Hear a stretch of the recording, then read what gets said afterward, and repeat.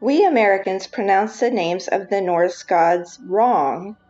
There were two versions of the runic alphabet. The older one, the one we get the original pronunciation of Norse names from, is called the Younger Futhark, a 16-character runic alphabet. So even though I can't properly roll my R's, I'll try my best to give you the correct pronunciation. This pronunciation is from the reconstructed Old Norse, which is considered to be pretty accurate. I'll also provide a link in the description below to a better speaker than myself that you can check out later. The chief of the Norse gods is pronounced Odin by us Americans, but the original pronunciation was Othin. His wife we call Freya, but it is actually pronounced Freya. Loki is correctly pronounced Loki. And Thor is the hardest to pronounce of all, at least for me. It is pronounced Thor with two rolling R's at the end, and obviously I can't do those very well, but that was my attempt. From here on out in this video, I'll use the American pronunciations because I don't want to butcher everything too much.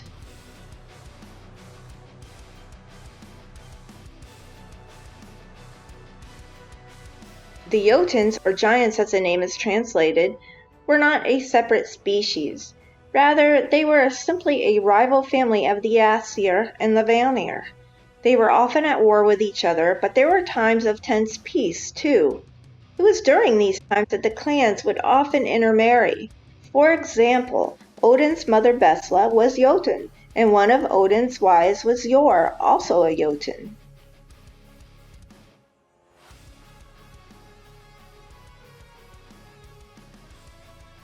Thor and Loki were not brothers. Thanks to the popular Marvel movies, this misconception is growing faster than conspiracy theories on the coronavirus. But let's take a look at the family tree of the gods. Here we see that Thor is the son of Odin and Yor, while Loki's parents were Thorbalti and Laufey.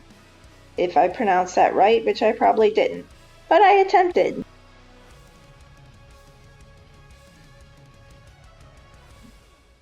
Odin's purpose for Valhalla was to collect and store men in preparation for Ragnarok, the Norse version of the end of the world. Odin wasn't always the calm, cool poet, but was sometimes frantic in his search for the best warriors.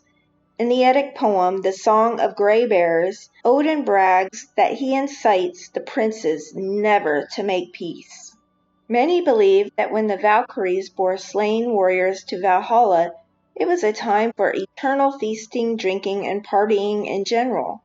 This couldn't be further from the truth, although it is accurate that warriors believed that Valhalla was the highest honor a man could ever receive.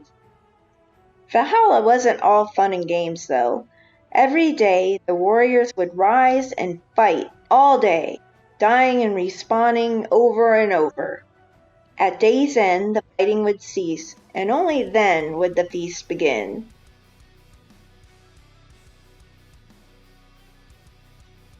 Loki was a mother as well as a father. Yes, you heard that right. Loki had the ability to change shape at will, and for some reason I'll never understand, he decided to change gender and transform himself into a mare, a female horse. He gave birth to Sleipnir, a famed horse with 8 legs. Sleipnir could run faster, probably twice as fast, if my math is right, than any other horse. Of course, Odin coveted the horse and claimed it for himself. The so-called trickster god Loki also had a few tricks up his sleeve when it came to siring other children. If children can even be the right term. It doesn't sound right to me. Loki had 2 monstrous sons. One was Fenrir, the giant wolf that would later swallow Odin during Ragnarok, and the other was Jormungandr, the humongous serpent that encircles Midgard, the realm of humans.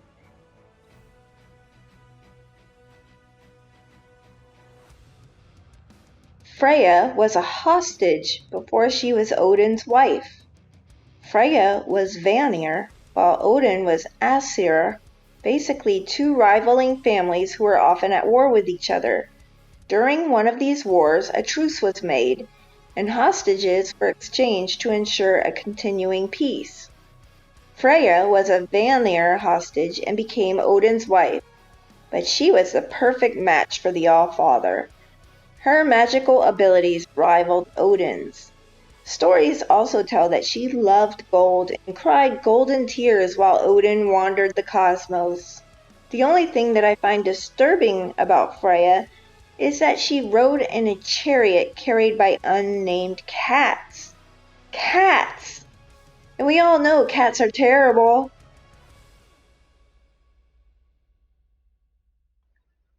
There was no such thing as gods of this or gods of that. Vikings didn't refer to Thor as the god of thunder, or Loki as the god of fire, or Freya as the goddess of love. These titles or roles are more closely related to personalities rather than abilities. The ancient Norse people loved nicknames. Odin, for example, had over 200 names and titles. The name Odin comes from two root words, odor, which can mean madness or fury, inspiration, or ecstasy. The second part of his name translates to the word the. Many of us know some of his more common names and titles, such as Allfather, Ancient One, Wanderer, and One-Eyed. But Odin also had some more colorful names, and these are some of my personal favorites. Father of Magical Songs, Wayfinder, the One in Gaping Frenzy, and a whole bunch of names paint a very loud picture. The Ever-Booming, Yeller, Screamer, Roarer, and Thunderer.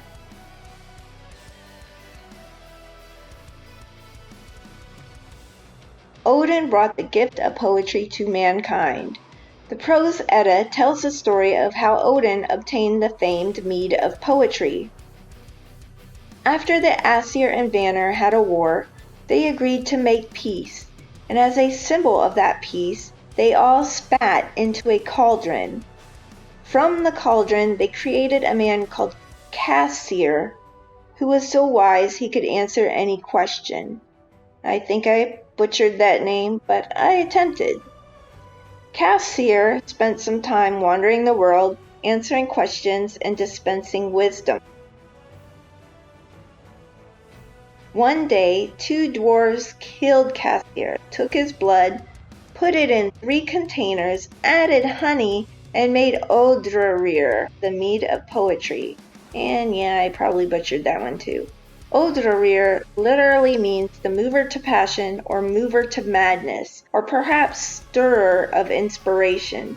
When the gods tracked down the dwarves and asked what happened to their beloved creation, the dwarves said that Kvasir had suffocated in intelligence. So beware, smartasses. Then the dwarves killed a giant man and a giant woman, just for fun, I guess.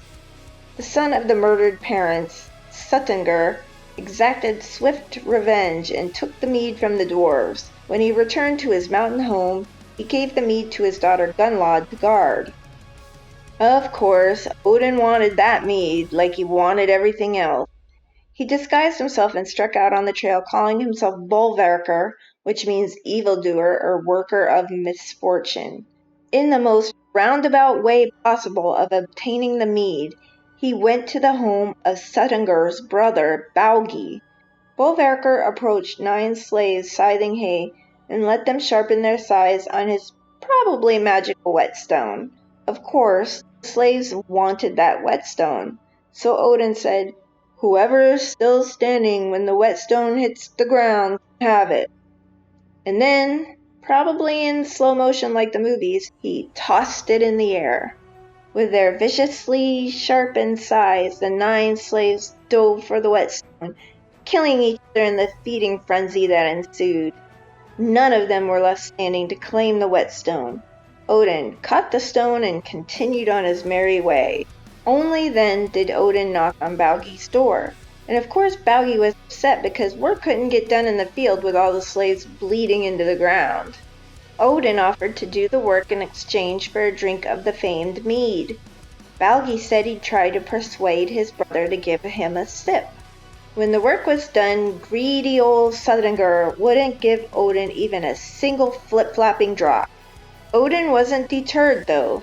He just happened to have a magic drill in one of his pockets and asked Baugi to drill a hole in the side of the mountain toward Gunnlod's chamber. Once that was done, Odin changed form into a snake and slithered into Gunnlod's chamber. He changed shape again, this time into a handsome young man, and charmed the heck out of Gunnlod, who agreed to give him all the mead he could drink if he spent 3 nights with her. Since Odin was a scoundrel, he readily agreed. And after the 3 nights, she allowed him to drink the mead. She didn't think a man could drink all 3 containers though, and was probably a little repulsed when Odin chugged all 3.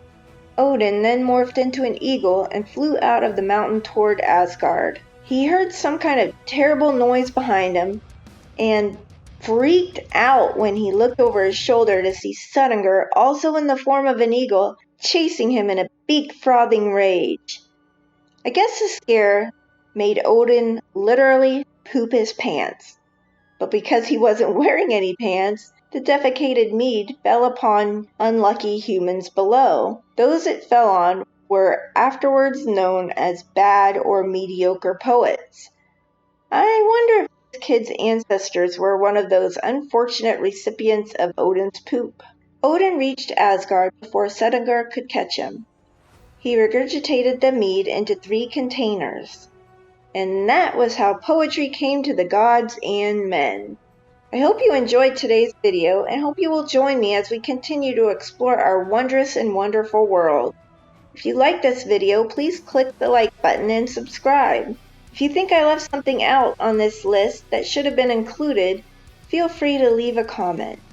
And if you have any topics for future videos, please feel free to mention those in the comments below as well. Have a great day, be kind to everyone, and stay curious.